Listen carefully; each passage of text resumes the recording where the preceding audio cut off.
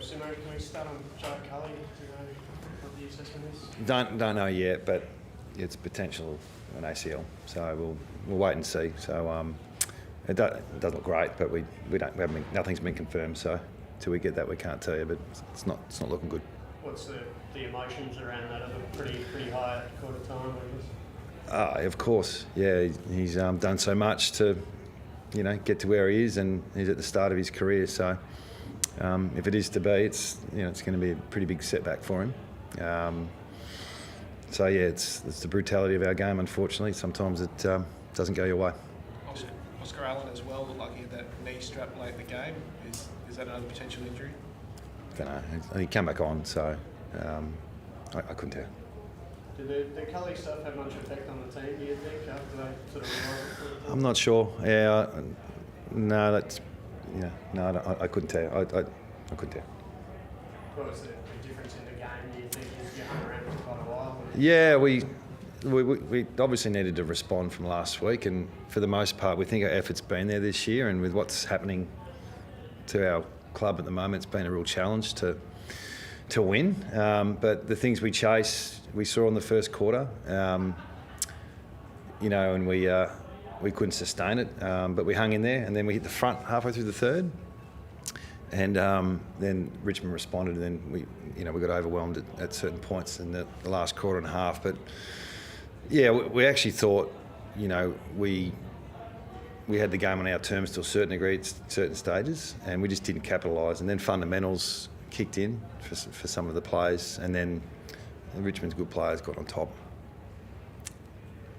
The experience of playing at the G, what do you think some of your younger guys take out of it? Yeah, at the moment, it's as hard as it is. There is growth with experience, and we can hang our hat on that as much as we can and keep working on those younger players coming through and giving them responsibility. Our leaders as well. I mean, Tommy Barrass did a great job today on Rewalt. Duggan's going to the midfield. Dom Sheed comes back into the side. So we really need those guys to perform, and then the young players getting experience as well. So yeah, it's a challenge at the moment though. Jamie at half back, what did you take out of that? Well, that's where we think we'd like to get him at stages. So he flipped with Liam Duggan today. We did that a bit with Luke Shuey a few weeks ago in pre-season with Elliot Yeo and that. So we think there's something there. We don't want to just stick him on ball the whole time. Do you get anybody back ahead of the game against the Suns this week? I don't know. So we'll have Campbell over. Is he possibly? Yeah. We just got to be careful. These kids have missed 5 weeks of football, and just to throw them back in because they're available is, we've got to just work through that. But at a pinch, he could have played today, and then we'll top him up. He's probably running outside now, or tomorrow morning, and then we'll see what happens. 6-day break, and we don't know the extent of our injuries at the moment. Excuse me. You talked earlier in the week about sharing the captaincy around between some of your leaders, but you must have been pretty impressed by some of the on-field leadership you saw today from Barrass and Duggan. Yeah. Well, Barrass has held the fort for a few weeks, and until Luke comes back, I think there's an opportunity to see others grow in the role. It's not a massive deal, but it's also it is when you take it for the first couple of times, albeit stand-in. So Tommy was really good today, led really well. And then we'll give opportunities, maybe to a Duggan or an Allen or Sheed or those guys in the coming weeks. Outside of last week, Adam, you've been in games and then just had periods where teams have gotten on top. Happened again today. Can you figure out why that's happening? We're getting challenged at the moment with availability, and as much as we want to be consistent on field and make no excuses, and last week we took a step back, but we sort of see the bits where we get overwhelmed as a real challenge to try and change, and that's during the week as well. So we'll keep working on it.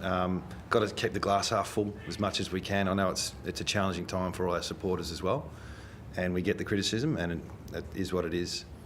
But we are on a journey. We are working really hard on development, getting our young players through the side, hit the draft right, and get available. And it's just not going to be a quick fix. So it won't be this week. We might get 1 or 2 back, we might lose 1 or 2.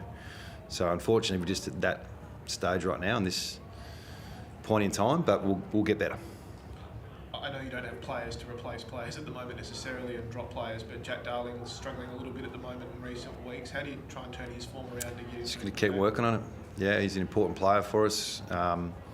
You know, there's not a lot of supply at the moment, but when there is, we need a contest. So he's a very experienced player, and I'm just going to back him in. You seem a little bit more flat today than recent weeks. Is that just because you were in the game to a certain point so late? Who's that? I said you seem a little bit more flat. Oh, well, one of my players might have just done his knee, so I'm not sure how you'd feel about that, but that's disappointing. So the game in itself, we thought we had opportunities this week to perform better, but we've got to keep moving forward. But yeah, one of our players has gone down, so apologies if I'm not jumping out of my skin. Thank you.